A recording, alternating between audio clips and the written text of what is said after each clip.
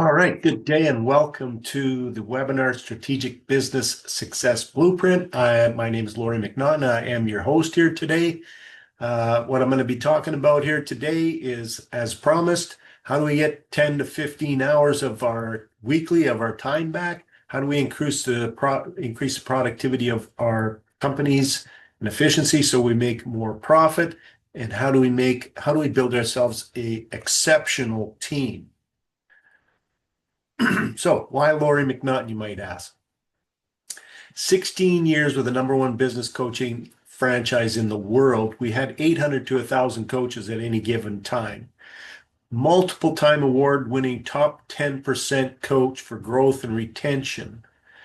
So I said that with emphasis because as you can imagine, in every line of work, there's always a percentage of people who do exceptionally well and all those who struggle. So top 10%, I think that's a significant achievement. And then growth and retention. Retention happens because you get results for your clients. Over 2 decades, I've been coaching business owners and their teams now. More than 24 business conferences I've been to. I've been to Tony Robbins Mastery University, Life Mastery, Date with Destiny, Financial Mastery, Power to Influence, and Unlimited Power Weekend. And yes, for those of you who know Tony's work, I have walked on hot coals twice. I also took the Context and Associates Pursuit of Excellence, the Wall and Advancement, the Pacific Institute's Investment in Excellence, Peak Potential's Train the Trainer 1 and 2, Ultimate Leadership Camp, which is an amazing experience, and Master of Influence. And I was also a Toastmaster for 7 years. And I continue to educate myself all the time. I'm always learning. And why is that important? Because you can't tell me that it can't be done. Simple. So my vision for my little coaching practice and the influence that I want to have is to create a world where every individual and business thrives, making the world a better place for all. I say that because I believe the strength of any country's economy is on the strength of its middle class. And so what is the middle class? Small, medium-sized business owners and the people that they employ. If we have a strong middle class, we have a strong economy. That's my I think I want to say that's my belief, but I think that's the truth. Having uber rich people and then a bunch of people struggling to get by is not what I call a good economy. So my mission is to make personal professional development accessible and affordable for everyone, empowering individuals and businesses to unlock the full potential. Why? Because I've spent thousands and thousands and thousands and thousands of dollars and hours and hours and hours and hours in personal and professional development. And I know what it's done for me, coming from somebody who really struggled growing up, trying to figure out what I should be. It wasn't until I was 26, 27 years old when I picked up my first book on personal development called Psycho-Cybernetics by Maxwell Maltz. That's the first book I read on personal development. And you can't see behind me because I have this backdrop here, but I have a bookshelf back here with probably 300 plus books on it. Actually, no, I can't stop sharing that just for now. Anyways, my point being is that if you help develop your people, both personally and professionally, not only will it help them accelerate and maximize their full potential, which is what we should be doing as leaders, but it helps us. Does that make sense? Okay, let's move on. So what you can expect from today is a bunch of BFO. So what is a BFO? It's a blinding flash of the obvious. Here's the thing. I know that many of you know what you should be doing, but you're not doing it. Why are you not doing it? 1,000 reasons why. Distractions, things getting in the way, people challenges, profitability challenges, trying to find time, all of that stuff I know is the things that are getting in the way of you creating the business that you really, when you first stopped and thought, I want to be in business for myself, that you thought this is what I could create. And yet all of this stuff is getting in the way. I'm going to talk about that throughout this presentation. So here's the deal. It's not enough to know. I think you probably know that. Well, I know that you know that. So here's the 7 reasons why your business won't scale. First off, you focus on revenue and not profit. Revenue is vanity. Profit is sanity. Say that with emphasis because it's so, so important. I've seen businesses that have, in fact, there's been huge companies that had massive amounts of revenue, but they didn't have any profits. And where are they today? They're in the scrap heap of businesses that failed. Profit is everything in your company. So your operations won't scale. What does that mean? It means that you don't have systems and processes that are documented and trained so that the people can implement them. So your business is maybe you're a small business. Maybe you have 5 employees, or maybe you had 5 employees, and you could, seem to manage all of the work they're doing, whether you're an electrical contractor or a drywall contractor or a roofing contractor, a siding contractor, or building homes or insulate, whatever it is, manufacturing, engineering, wholesale distributor. Maybe you have enough sort of scalability, not scalability, enough inside of what you're doing to make your business function well at that level. But then when you add another level, and I'm going to talk about more of that in the presentation, then things start to fall apart. So you don't invest in hiring the right people. I'm going to touch on this later in the presentation as well. Here's the thing. Your people will either help you succeed or they'll help you fail. You decide. You decide. Is it worth spending the right amount of time? Is it worth learning what you need to learn in order to find those people? Because the A players, as I like to call them, they're in the all about attitude, not necessarily skills. So you got to get past the skill set to figure out what their attitude is. I'm going to talk about that later in the presentation. You have lack of strategic partnerships. And what does that mean? It just means, like, think of anybody that has the same customer as you have. So I'm going to just stick to the construction service trades. If you're a siding company, then a roofing company could be a strategic partnership. Lawn maintenance could be a strategic partnership. Windows installation could be a strategic partnership. Renovation companies, all of these things could be strategic partnerships. You should develop several of those. You want to do this properly because you got to scale up and you don't want it to become overwhelming, but you need to have these strategic partnerships. You are reactive versus proactive. Here's the thing. Many of the clients that I've worked with over the years were reactive, meaning as the fire came up, they put it out. As the fire came up, they put it out. So they're always putting out fires.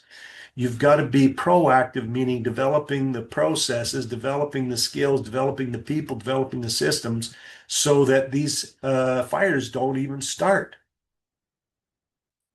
You are, fear raising your prices. Here's the thing, 86%, and I just read this statistic the other day, I believe it was from Gallup, but 86% of people will pay more for value. They won't pay more for the same, but they'll pay more for value. So let's say you got 5 competitors, and these 4, same thing. Here's your price, blah, blah, blah, blah, blah. We can do the job. The 5th person talks about the value that they bring to the sale or bring to the project. But they're 5% more. Who are they more likely to pick? 86% of people said they'll pick the person that adds more value. So keep that in mind. And now you don't have an exit strategy. You don't have an exit strategy. And what does that mean? Is that you have to build your business as if you're going to sell it one day, which hopefully that's what your goal is. You want to sell this asset that you put your heart and soul and dreams into building. And businesses that are commercial and profitable and can run without you needing to be there are of the highest value. I mean, they'll sell for multiples versus multiples of profit, multiples of equity. There's different ways that people evaluate businesses rather than a business that if you aren't there, then it falls apart. So investors, they want to buy businesses that create a certain amount of profit. They say, I can invest $1 million. I can invest 5 million. I can invest 10 million because I know that every year I'm going to get this return on my investment. And then other people that buy businesses are going, I want to buy businesses that have all of the fundamentals, but they're not well run. But I'm not going to pay very much for that business because I'm going to have to come in and put all the systems and processes in place to get that business to succeed. Okay, so the bottleneck trap. So who is the bottleneck in your business? Well, I hate to tell you this, but you're the bottleneck in that business. Why do I say that? Ultimately, you're the only person that's responsible for the success or failure in your business. It's not outside forces, or it's not the people that work for you. It's not your customers. It's not your suppliers. It's you. So you built this business and you've got your heart and soul into it. You got some passion into it, but now you become the bottleneck. The team struggles if you're not around. Your systems all live in your head, and that's part of the reason why your team struggles. And the hours and hours keep growing, and the profits stay flat in your business. So, why this happens? Well, as I talked about, the business grows beyond its initial systems. Like if you think about it, you're an electrical contractor. You start your own business, you hire a couple of people. You got a couple of, maybe you have another journeyman and a couple of helpers who are second or third year apprentices. That's almost manageable. When I say almost manageable, because there's going to be some chaos there for sure. And here's the thing, you could hustle yourself to six figures. You might be able to hustle yourself to $500,000. And by God, if you like work 7 days a week, 70 stupid hours a week, you might be able to get to $1 million, but you'll never be able to sustain it. It just is impossible to sustain because there's no structure to the business. There's leadership. There's gaps in your leadership, meaning there's no leaders besides you, and even you're not being a leader, because if you're being a leader, you're creating leaders. And the ownership, or pardon me, the owner of the company carries everything in their head. So I wanted to share this because this is a really interesting illustration. This comes from a study that was done by a Russian scientist by the name of Ilya Prigogine. I believe it was back in the 50s and 60s, who studied why businesses, or not businesses, why systems evolve. And basically, the thesis of this is that if the system doesn't evolve, then it implodes on itself. And I'll just use a city, for example. A city, let's just say, no freeways, just streets and avenues. All of a sudden, there's gridlock. So the city goes, well, we can't have that. We're going to build a freeway. They relieve some of the pressure. So the system evolves and it becomes a higher running system. And then over time, you get gridlock again. They build another freeway, relieves the pressure. So the system evolves and starts to run at a higher level. So what does that kind of look like? Well, here's the word that Ilya Prigogine coined, and that's perturbation. So you can see the first part of that word is perturbed. So that's what happens when systems inside a company don't work well, is that that creates perturbation. People get perturbed. And if it doesn't evolve and change, then it implodes on itself. So there's pressure on you and or your business. And if it doesn't evolve, meaning you don't create systems and processes, they don't evolve, then you're going to implode. If you do, your company's going to grow. So it's grow or die. So let's talk about some of the reality of business in today's day and age. 96% of businesses fail before they reach their fifth year. 96% of businesses fail before they reach their fifth year. So what is the real cost to you? Well, you risk burnout. Here's the thing. I've been doing this for over 2 decades now, and I've talked to thousands of business owners, and I've talked to a lot of business owners who started to scale up and then scaled back down, and in fact, just either closed their businesses down and went and got a job because they couldn't handle the stress and anxiety that comes with running a business when they don't have any systems or processes.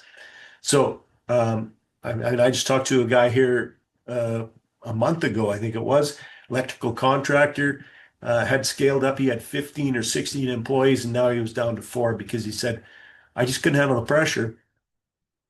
And I couldn't handle the pressure. And I was making more money when there was just 4 of us than when there was 15 or 16 of us. So you end up with stalled growth. You got poor performance from your team because, again, everything resides inside your head. The owner is trapped inside the operations for the same reasons, and you sacrifice all your family and personal time. So how do we fix this? Let's talk about fixing it. It all begins here, right here. You have to take ownership, accountability, and be responsible for the success of your company. There's nobody going to ride in on a white horse with a white hat and solve everything for you. Well, maybe I don't have a white hat or a white horse for that matter. Listen, I know the systems and processes, and I know the processes that I use and I've used for over 20 years now work. And it starts with you saying, yes, I am going to be responsible, not blaming other people, not making excuses, and not going into denial. And I can't tell you how many times I've heard this. I've heard people blame their customers, which, sorry, I find it amusing. Maybe it's not that funny, but people blame their customers, or more often blame the people who work for them, or they make excuses. I didn't have enough time. That's the number one excuse that I hear for so many people. Here's the thing. You have to work on this stuff in order to get the time back. That 10 to 15 hours that I promise you'll get back, you have to do the work to build the foundation, the fundamentals to get that time back. If you don't do that, I'm sorry, you're just going to be going around in a circle. So people that are below the line, they are the problem. They are the problem. Those that are above the line are the solution to the challenge, solution to the problem. So, why did you start your business in the first place? I'm guessing that you built it because you wanted to do something that you personally could be proud of, but provided you with an amazing lifestyle as well. So predictable profits, you wanted an accountable team, business independence, personal time, and freedom. The thing of it is, none of that happens unless you build the systems and processes in your team and your team. So the three systems that every business needs. First of all, you need to have a vision and you need to have your team aligned with that vision. Secondly, you need to have accountable leadership, and that goes throughout the organization. Here's the thing. John Maxwell in his book, Five Levels of Leadership, said that I'm not looking for more followers. I'm looking for more leaders. So think about it from that perspective. You're not looking for followers. You're looking for leaders. And the person that's sweeping the shop floor can show leadership. And then you need to create systems, scalable systems and processes. And I've got all the tools to help you do that. Really to take something that would take you a year or two to do and shrink it down to half that amount of time. Now, here's the thing, what I would promise you. Ultimately, in the end, it's going to take some work to do this and get it done.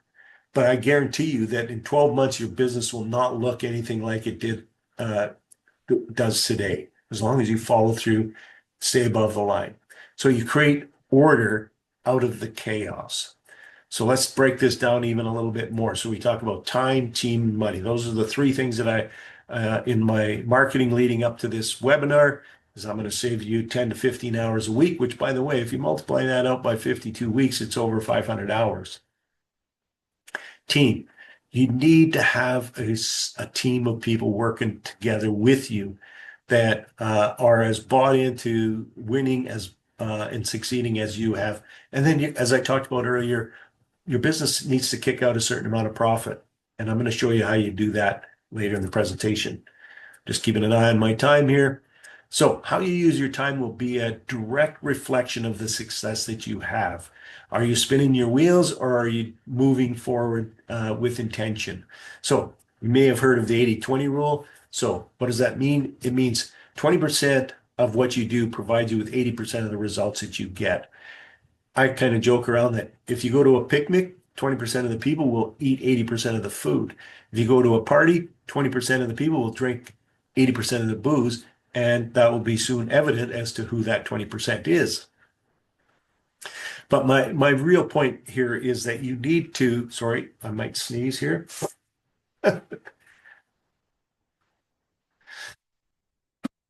Okay, why do I have to sneeze in the middle of a presentation, I ask?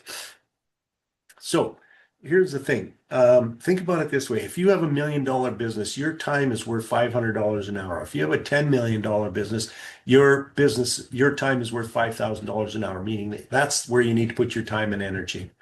You can hustle, as I talked about, you can hustle your way to six figures, but you're not going to get to seven figures and sustain it on hustle alone. So let's take a look at how you need to get where you can get 10 to 15 hours a week back on this time target. And this comes from Stephen Covey's book, Seven Habits of Highly Effective People. He breaks it down into quadrants. I use a time target because I think personally, I like this better. It doesn't mean it is better, just I like it better. So on the outside, not urgent and not important are distractions. If we go to the next inner ring, urgent, I'll say this again, urgent and not important. These are just delusions. These are delusional activities. Then you have urgent and important, and this is the demand part of your business. So this is the stuff that absolutely needs to be done on a day-to-day basis. And then in the middle, we have not urgent, but important. And this is what we call the zone. So I'm just going to throw some percentages in here to give you an indication, an illustration of where you spend your time. So first off, distraction. Less than 5% of people do stuff that's typically purely distraction. That doesn't mean it can't be more. It just means that typically people during a work day are not going to be doing a lot of distraction kind of activity.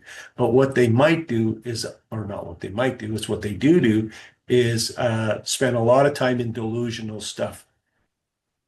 So delusional stuff is things that you think are adding value, but they're not adding value. And I will tell you this, that got-a-minute meetings or hallway meetings, however you want to describe them, those are delusional. They don't solve anything. You walk by somebody and you start discussing a problem in the business, and the next thing you know, a half hour or 45 minutes gone by, and you haven't solved anything other than to talk about it. This is delusional activity. When you should be working on your business, but you're working too much in your business, that's delusional activity. So the next is the demand zone, as I talked about. So 25 to 30% of your time is going to be there. And statistically, less than 10% of the time business owners spend time in the zone. So where are we going to get? We want you 30%, 40%, 50% and more in the zone. Where are we going to get that? Right here in this delusional. So we're going to develop systems and processes so that we take you out of this delusion, get you into the demand zone, out of the delusion zone, and help you build an exceptional team, help you build an exceptional business and a highly profitable one. So how do you free up more time? First, you got to understand a successful business is a series of systems and processes that are run by a team of people. Just remember that. Say this over and over to yourself. A business is a series of systems and processes, and that doesn't mean they're in your head. It means they're documented and then trained so that people can run them. So here's the thing. Team, it's an acronym. I use this acronym. Together, everyone achieves more. Now, I said that really slow purposefully because here's the thing. Together, everybody does achieve more. If you feel like you're the person that has to drive everything and you're cutting those people out and just saying they're just, pawns or however you want to describe them, then you're going to run into problems scaling up your business. So winning companies, they know how to get the right people on the bus. So that term, getting the right people on the bus, comes from Jim Collins' book, Good to Great. And you need to learn how to hire good people. Why do you need to hire good people? Because hiring the wrong people, as I said earlier, is very costly. It's a staggering cost. And this particular survey was published by Career Builder. And I said, hiring people that are always late or lazy or lies, these are difficult problems that are going to cause you more grief inside your business. So you got to hire for attitude first and aptitude second. Hire for attitude first. Their resume tells you whether or not they have the skills or abilities to do the job. What they doesn't tell you is what's their attitude like. And there's been lots of people who hired people who had great resumes, but they were, for lack of, I don't want to use that word. I want to think of a better word too. People that are just uninspired by life. Let's put it that way. Tony Robbins said this, there are no lazy people out there. They're just people who are uninspired. You want to get people who are inspired by life, and you got to do that by better hiring practices. So this is the cost. Same company did this survey. 41% of companies surveyed said that a bad hire cost them $25,000 each last year. So one hire, $25,000, not several. 25% of companies surveyed said that a bad hire last year cost them at least $50,000. So why is it? Because of lost productivity, whatever you paid them, because they didn't add any value to your company while they were there, the morale on your team and any costs that you may have incurred hiring them.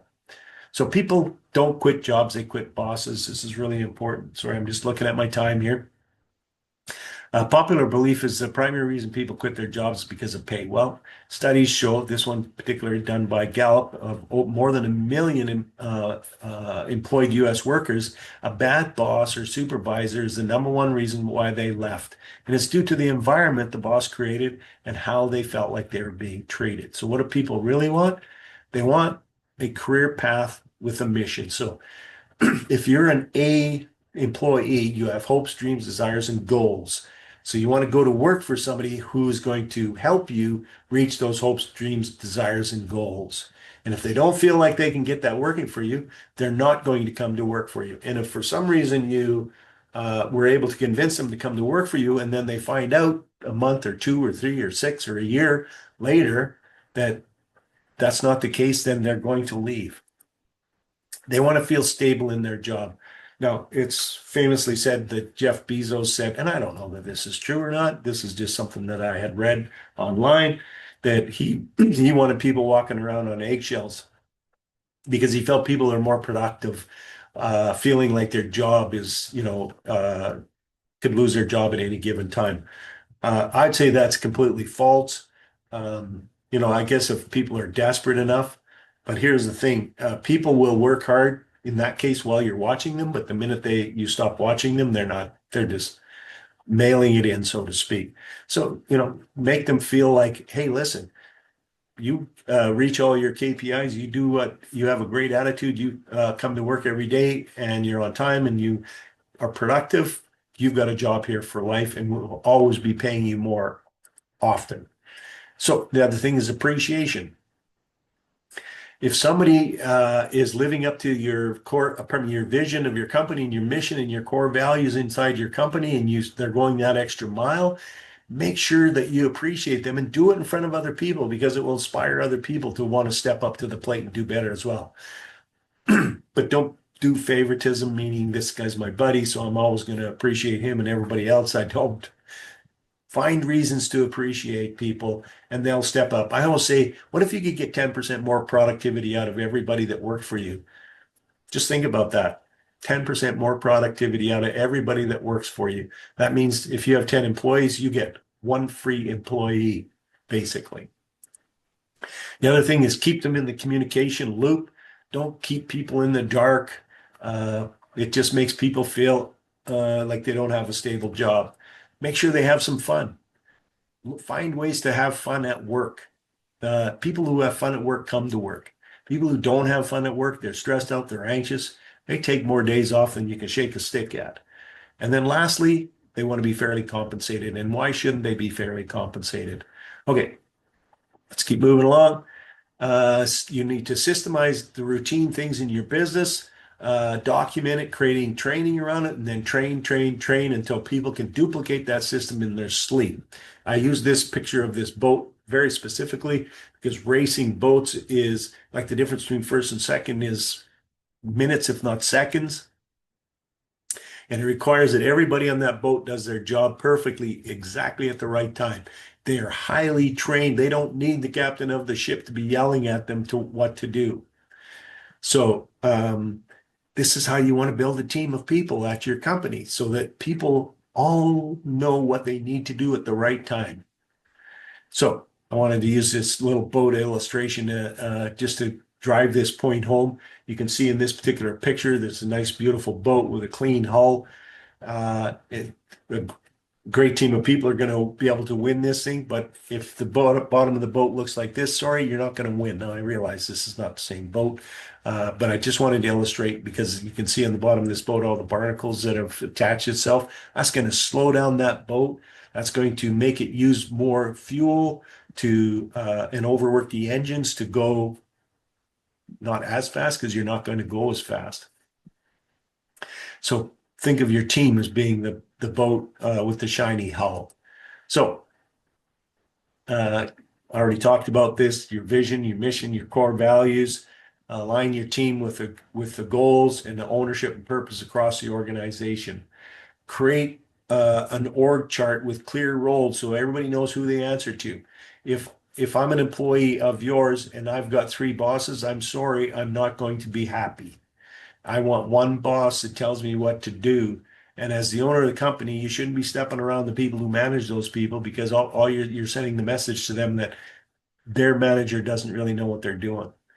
Delegate outcomes, not tasks. Leadership development. Make sure that you're working with your team on a regular basis to develop their leadership. It could be just as simple as saying, hey, listen, they come to you with a question. You say, hey, this is a great opportunity for you to show some leadership. What I'd like you to do is think about what you would do in this situation and come back to me in a half an hour, or tomorrow, whatever time frame is applicable, and share with me what you would do.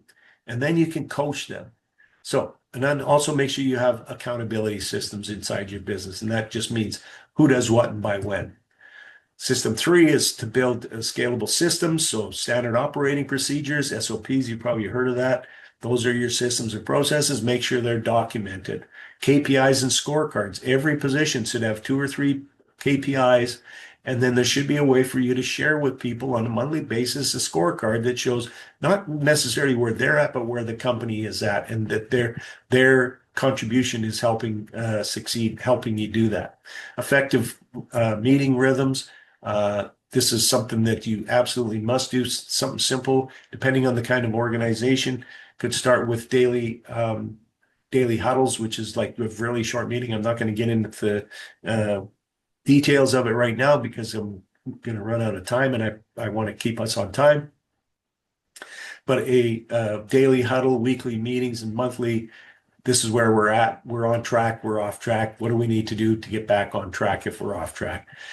Systems that run without the owner's daily input into the system. So systems and processes, they're what makes the impossible possible. Okay, so delegate, not abdicate. Abdicate simply is just saying that needs to get done, go do it. Sorry, that's abdication. That's not delegation. Delegation is, again, around systems and processes and training and team and all that kind of stuff. Okay, let's talk about how you make more money. I'm sure everybody wants to. So we talked about how to build a great team. We talked about how to get your team back. Now let's talk about making some money here. So here's everything in blue is actionable items that you can do that will impact what's in red. So the number of leads you generate, your conversion rate will create the number of customers that you have. The number of customers times the number of transactions times the average dollar sale will equal your revenue times your profit margin will equal your profit. So let's put some numbers in here. 4,000 leads. I'm going to illustrate this as a doggy daycare. So they get 4,000 leads. Now let's say this is in a quarter. They get 4,000 leads. 25% of those people purchase something. So they come in, they get have their dog stay over, whatever. And so they have 1,000 customers. They do this twice in a quarter. Costs them $100 each time they're there. So they have revenue of $200,000, and they have a 25% profit margin. So they make $50,000 in profit. Now, the point is not whether this is gross profit or net profit. At this particular point, it's understanding the power of this formula.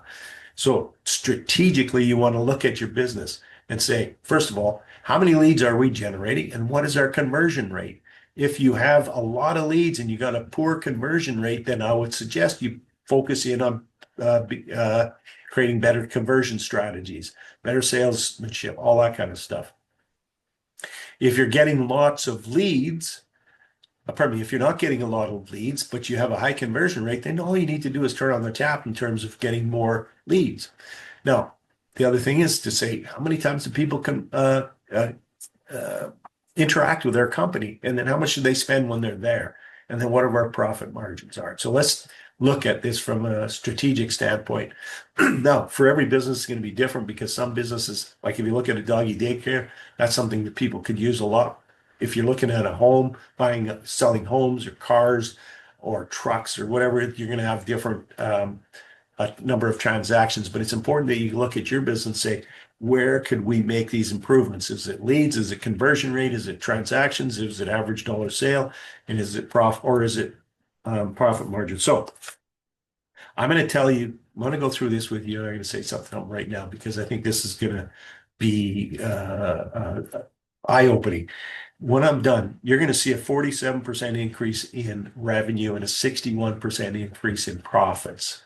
If I phone anybody up right now and I said, hey, listen, I can show you how you can increase your revenue by 47% and your profits by 61%, you'd probably hang up on me. But I'm going to show you exactly how that's done just by increasing those things in the blue by 10%.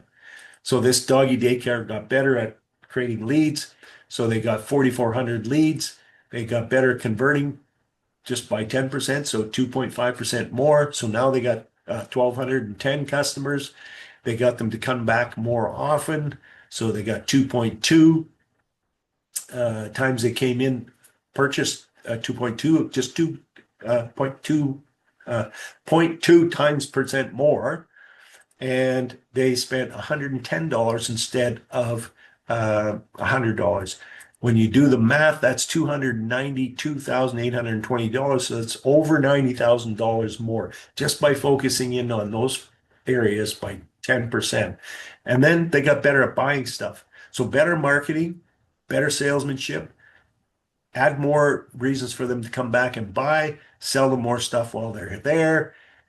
And you increase the profit margin because maybe you got better at buying, maybe you joined a buyer's group, maybe you've just found ways to do things so they cost less. Or maybe you increased your profits by a percentage point or two. $80,525. So that's a $30,000 increase, $30,000+ increase in profit. 47% increase in revenue, 61% increase in profits inside your company. Okay, we got to move on because I'm getting close to the end of my time. So you want to look at how do we look at our productivity, so maximum results of the minimum time, and then how do we leverage ourselves, so maximum productivity with minimum effort will create leverage in your business, and this is how you increase profitability in your company. So I want to just talk about the opportunity that I'm talking about here for everybody here, and it's this 90-day scale and sanity accelerator. So there's small group coaching, bi-weekly live sessions, done for you tools. So there's going to be a whole bunch of tools that are going to help you walk through each step of the training. There's going to be group support, full accountability. We're going to hold each other accountable. We're going to be able to network with each other. And we're going to create this supportive group of people who can work together to build great businesses. And I can't tell you how powerful it is to have a group of your peers who you can bounce ideas off and go, gee, I tried this, it didn't work. Well, here's how I did it, and it was great. Oh, wow, that's great. A little nuance. Remember, it's not enough to know, because it's when you're doing things as you find out what you don't know. And you can find out what you will work and what doesn't work. So the 90-day accelerate, scale your business up without burning out. It starts the first cohort. I'm going to call it the founders cohort. Starts September 3rd. And it's really about scaling your business up and freeing your life. So I'm going to share just one more slide with you because I think this is important. Oh, by the way, in the comments section, I have put a link so that you can click on it. Click on it and book yourself a discovery call with me. So we'll do that before we talk about whether or not you want to join our 90-day scale and sanity accelerator. I want to make sure that it's going to be the right thing for you to do. So, pardon me. This is a little tabletop here. This is what we call your best life. What helps create your best life is finances, relationships, and health. You got to have all three of these together. So potential equals information plus attitude minus limiting beliefs. Here's the thing. We want to maximize this attitude to make these limiting beliefs less impactful. So potential is equals information plus attitude minus those limiting beliefs. So potential plus training minus interference. So your potential plus the training that I'm going to supply during this 90-day sanity and scale and sanity accelerator is going to provide you with the training to maximize the potential, but we're also going to remove the interference. And then we're going to really work on improving your attitude so we can maximize peak performance. So potential is really love the task and learning how to speed learning how to do it faster. That's what the whole promise, that's the whole premise of what I do is like I take what might take you years to do and help you do it in a year or 6 months or even in 3 months. Like in the 3 months, we're going to have some major impact. No questions about that at all. It will happen. But don't think that it's over then because you've got to continue, always be improving. There's a saying, it's not a saying, I think it's the third law of thermodynamics, something to that effect. But it says if you're not growing, you're dying. So here's the thing. You might buy yourself this beautiful little plant and it's, expected to grow into this beautiful thing and you water it for the first and it starts to, wow, look at the flower, look at all that kind of stuff. But then you start to neglect it. What happens to the plant? It dies. It's the same thing in your business. If you're not growing, you're dying. If your business is not growing, it's dying. It doesn't mean it needs to grow by 50%. It just means it needs to incrementally grow all the time. Okay, so what are we going to cover? We're going to help you figure out how to build a high performance team. We're going to show you how to free up your time. We're going to help you drive profitable growth. We're going to develop leadership at every level, and we're going to reduce the stress and the burnout feelings. And we're going to increase the accountability and just get it done. So thanks for listening. For those of you who watch this on YouTube, there'll be a link in the description that you can sign up for this discovery call. Sign up. It costs nothing. Here's the thing. We do a discovery call. Here's what I want to know. Where are you at in your business? Where do you want to go with your business? What do you see as holding you back? Meaning what barriers, obstacles, or beliefs do you feel are getting in the way of that?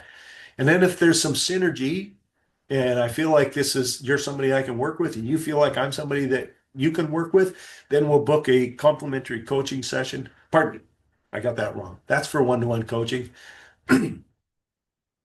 For the scale up program, we'll decide at that particular point. But if you go, I'm doing 3 and 4 and 5 million and 10 million, and I want to scale up even bigger, then we'll book a complimentary coaching session where we'll look at a one-to-one program and we'll just dive in a lot deeper. Anyway, that's my promise. That's my program.